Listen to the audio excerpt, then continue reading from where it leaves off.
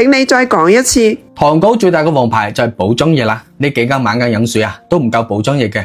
我嘅方法從來都唔保密，你差到就係緣分嚟嘅。但係咧呢個方法一旦公佈出嚟，好多藥店可能都做唔落去啊。但係只有一個人因為我講說話得到幫助，送上一個小生生嘅話，就係我堅持落去嘅動力。黃帝內經講啦，消谷善飢，容易口渴就係消渴。簡單嚟講就係陰少咗。我哋行內人嘅講法咧就係中藥少咗，糖冇辦法俾溶解利用啊，就會堆積喺紅色嘅水罐入邊嘅。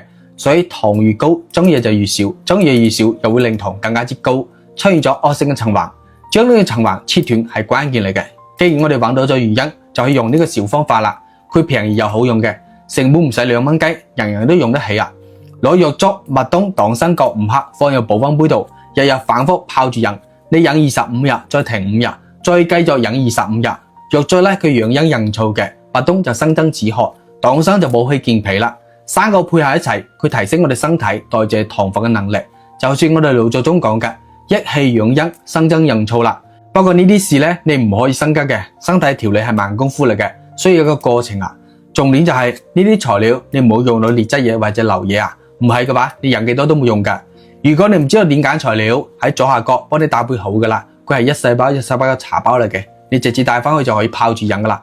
趁住依家抵買啦，50包係一個週期嚟嘅，快啲去試下啦。